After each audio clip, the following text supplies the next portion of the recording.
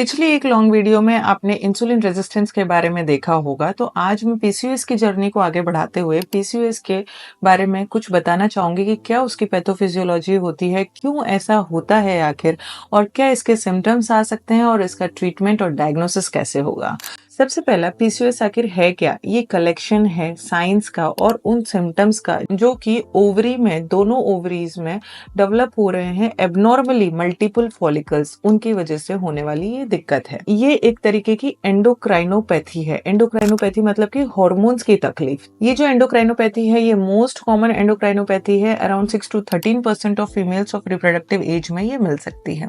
आखिर इसमें होता क्या है? Normally hypothalamic pituitary ovarian axis का इसमें रोल होता है। सबसे पहले हाइपोथैलेमस से जीएनआरएच के पल्सेस निकलते हैं, यानी गोनाडोट्रोपिन रिलीजिंग हार्मोन रिलीज होता है। वो एक्ट करता है एंटीरियर पिट्यूटरी पे और वहां पिट्यूटरी से रिलीज होता है एफएसएच और एलएच हार्मोन, जो कि ओवरीज पे जाके काम करते हैं और वहां से प्रोड्यूस करते हैं एंड्रोजन यानी टेस्टोस्टेरोन एंड ईस्ट्रोजन। अब पीसीओएस में क्या होगा? पीसीओएस में थोड़ी सी गड़बड़ हो जाएगी हाइपर एंड्रोजनिज्म की। ये आखिर क्यों हो रहा है? क्योंकि जीएनआरएच के जो पल्स रिलीज होती है हाइपोथैलेमस से, वो रैपिड पल्स रिलीज होने लग जाएगी। इसकी वजह से एलएच हार्मोन ज्यादा रिलीज होगा और एलएच की वजह से एंड्रोजन का प्रोडक्शन ज्यादा होगा, यानी कि टेस्टोस्टेरोन का प्रोडक्शन ज्यादा होगा। अब ये एंड्रोजन क्या करेगा? एंड्रोजन आगे जाके इंसुलिन सेंसिटिविटी करेगा और जब इंसुलिन सेंसिटिविटी होगी तो उसकी वजह से एंड्रोजन प्रोडक्शन और बढ़ जाएगा। तो ये एक तरीके से विशियस साइकिल हो जाती है। इंसुलिन दूसरी तरफ क्या करता है? लीवर में एसएचबीजी हार्मोन यानी कि सेक्स हार्मोन बाइंडिंग ग्लोबुलिन का प्रोडक्शन कम कर देता है। उसकी वजह से ब्लड में फ्री टेस्टोस्टेरोन हार्मोन काफी मात्रा में रिलीज होता है।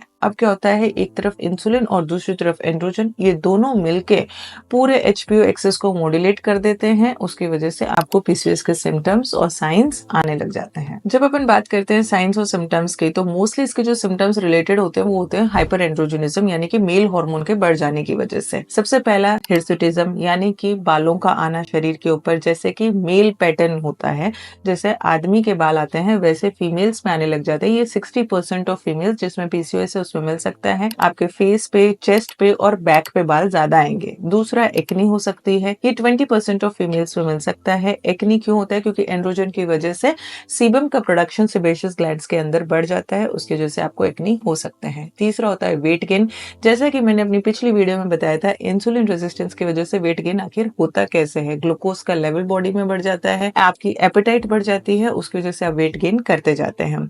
और वेट कम होने वाले पेशेंट्स यानी कि जिनमें वेट कम है, उन पेशेंट्स में भी आपको पीसीओएस मिल सकता है। इसकी वजह से टाइप 2 डायबिटीज का आपको रिस्क बढ़ जाता है और कार्डियोवास्कुलर रिस्क भी आपको हो सकते हैं, मतलब हार्ट के रिस्क भी आपको मिल सकते हैं। नेक्स्ट आता है इरेगुलर पीरियड्स। ये बहुत ही इनफ्रीक्वेंट है, आपको साल में 8 पेशेंट इसके देखने को मिल सकते हैं। इरेगुलर और इनफ्रीक्वेंट पीरियड्स आखिर क्यों होते हैं? क्योंकि एनओवुलेशन मतलब ओवुलेशन नहीं हो पाता है। सारे फॉलिकल्स मिलके एक डोमिनेंट फॉलिकल नहीं बनने देते हैं, उसका रप्चर नहीं होता है क्योंकि एलएच का एक पल्स नहीं आता, एक पीक नहीं आती है, वो कंटिन्यूड एलएच का राइज रहता है। इसकी वजह से आपको एनओवुलेशन और उसकी वजह से होने वाली इनफर्टिलिटीज मिल सकती हैं। 75% ऑफ एनओवुलेटरी इनफर्टिलिटी का कॉज होता है पीसीओएस, जो कि काफी यंग फीमेल्स में ये वाली इनफर्टिलिटी का रीजन होता है। इसकी वजह से अगर आप प्रेग्नेंट हैं तो इंसुलिन रेजिस्टेंस की वजह से आपको जीडीएम यानी कि जेस्टेशनल डायबिटीज मेलाइटिस, जो कि प्रेगनेंसी की होने वाली डायबिटीज है। दूसरा, पहले की तिमाही में मिसकैरेजेस के चांसेस बढ़ सकते हैं और लास्ट में बीपी की शिकायत भी आपको हो सकती है, जिसे अपन कहते हैं प्री एक्लैम्प्सिया। अब अपन बात करेंगे डायग्नोसिस, यानी कि अपने को पता कैसे चलेगा कि आपको पीसीओएस है। जब आप डॉक्टर के पास जाएंगे, आप अपने सिम्टम्स बताएंगे, तो एक होता है रोटरडेम्स क्राइटेरिया। इसके अंदर क्या है कि आप अगर एडल्ट हैं तो आपको 3 में से 2 क्राइटेरिया प्रेजेंट होने चाहिए, और अगर आप टीनेजर वाली एज में है तो आपको तीनों क्राइटेरिया मिलने चाहिए, जिससे कि आपको पीसीओएस का डायग्नोसिस कंफर्म होता है। सबसे पहला, आपको जो हाइपर एंड्रोजनिज्म के फीचर्स हैं वो आपके क्लिनिकल फीचर्स मिलने चाहिए। दूसरा, आपको बायोकेमिकल एविडेंस होना चाहिए, मतलब जब आपका ब्लड का टेस्ट कराएंगे तो उसमें एंड्रोजन का लेवल, फ्री टेस्टोस्टेरोन का लेवल और टेस्टोस्टेरोन का लेवल आपके बढ़ा हुआ मिलता है। ये माइल्डली एलिवेटेड होते हैं। अगर इनकी बहुत ज्यादा रेंज अगर आपके आ रही है टेस्ट में, तो इसका डायग्नोसिस दूसरा भी हो सकता है। लेकिन इस टेस्ट के पहले आप 3 महीने तक ओसीपी से ऑफ होने चाहिए, यानी कि अगर आप पहले 3 महीने से आप कॉन्ट्रासेप्टिव्स की टैबलेट्स ले रहे हैं तो ये आपका टेस्ट फॉल्स पॉजिटिव भी आ सकता है। सकता है। नेक्स्ट आता है इसके क्राइटेरिया में ओलिगो या एन ओवुलेशन। जैसा कि मैंने बताया ओवुलेशन नहीं हो पाता है तो इसके लिए क्या क्राइटेरिया होगा कि आपको इनफ्रीक्वेंट या इरेगुलर पीरियड्स आ रहे हैं। जब आपकी मिनार्की हुई है यानी कि जो आपके सबसे पहले पीरियड्स आए हैं वहां से लेके 2 साल बाद तक भी आपको ये इशू हो रहे हैं, क्योंकि पहले 2 साल तो HPO एक्सेस को एडजस्ट होने में लग जाते हैं।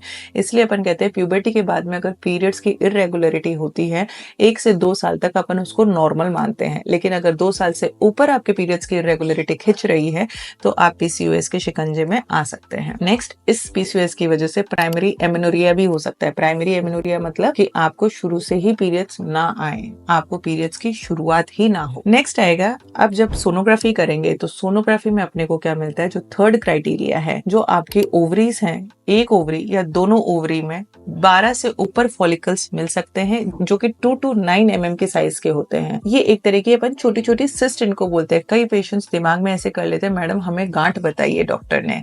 वो गांठ कोई बड़ी गांठ नहीं है, कोई खतरनाक गांठ नहीं है, ये PCOS के छोटे छोटे फॉलिकल्स हैं जो कि थोड़ा सा बढ़ गए हैं, इसलिए उन्होंने सिस्ट का फॉर्म ले लिया है। नेक्स्ट, जो ओवरी का वॉल्यूम होता है, ओवरी थिक हो जाती है क्योंकि अंदर स्ट्रोमा और उसके बाहर का जो थीका सेल्स हैं उनका वॉल्यूम बढ़ जाता है। उसका वॉल्यूम बढ़ जाता है कितना, ग्रेटर देन 10 सेंटीमीटर क्यूब तक ये बढ़ सकता है। एडिशनल टेस्ट हम क्या कराएंगे, सबसे पहले 17 हाइड्रोक्सी प्रोजेस्टेरोन, क्योंकि हमें देखना है कि कोई एड्रिनल इनसफिशिएंसी की वजह से तो आपको दिक्कत नहीं हो रही है। दूसरा आपका थायराइड का टेस्ट होगा। तीसरा आपका प्रोलैक्टिन का टेस्ट होगा। नेक्स्ट आपका लिपिड प्रोफाइल का टेस्ट होगा ताकि हम ये देखें कि आप कार्डियोवास्कुलर रिस्क पे तो नहीं आ रहे हैं। और लास्ट आपका OGTT यानी कि ओरल ग्लूकोज टॉलरेंस टेस्ट, जो कि हम इंसुलिन सेंसिटिविटी और रेजिस्टेंस को देखने के लिए करते हैं। लास्ट आता है ट्रीटमेंट। आखिर ट्रीटमेंट क्या है PCOS का, पूरी दुनिया इस ट्रीटमेंट को ढूंढने में लगी हुई है। तो सबसे पहला बता दो, इसका कोई ट्रीटमेंट नहीं है, इसकी कोई भी क्योर नहीं है।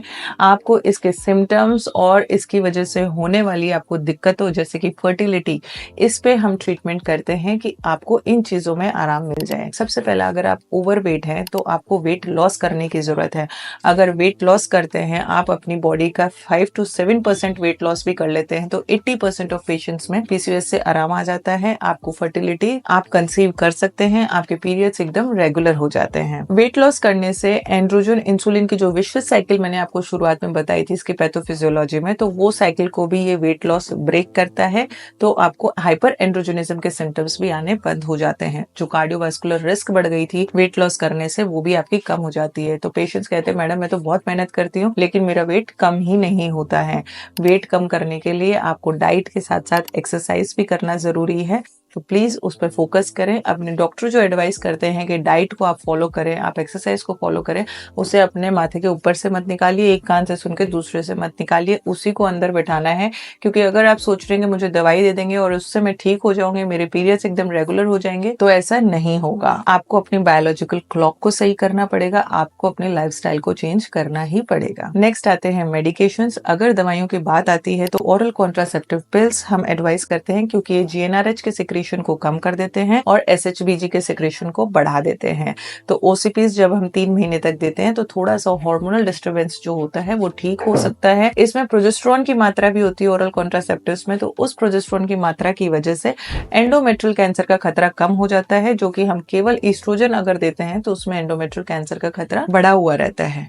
नेक्स्ट आता है मेटफॉर्मिन। मेटफॉर्मिन भी काफी लोग यूज करते हैं बट मेटफॉर्मिन का कोई भी क्लिनिकल एविडेंस अच्छे से नहीं है। ये इंसुलिन रेजिस्टेंस के लिए दिया जाता है। नेक्स्ट आते हैं एरोमेटेज इनहिबिटर्स जैसे कि लेट्रोजोल, जो कि कंसेप्शन के लिए यानी फर्टिलिटी वाले सिम्टम को ठीक करने के लिए दिया जाता है। जब आपके हिर्सुटिज्म है तो एंड्रोजन इनहिबिटर्स होते हैं जैसे कि स्पाइरोनोलैक्टोन हो गया या फिनेस्टेराइड हो गया, ये दिए जाते हैं। लेकिन अगर आप कंसीव करना चाहते हैं तो उसमें ये अवॉइड किया जाता है क्योंकि ये टेरेटोजेनिक होते हैं। या तो आप प्रेग्नेंट हैं या आप कंसेप्शन की तरफ बढ़ रहे हैं तो ये ट्रीटमेंट आप नहीं ले सकते हैं।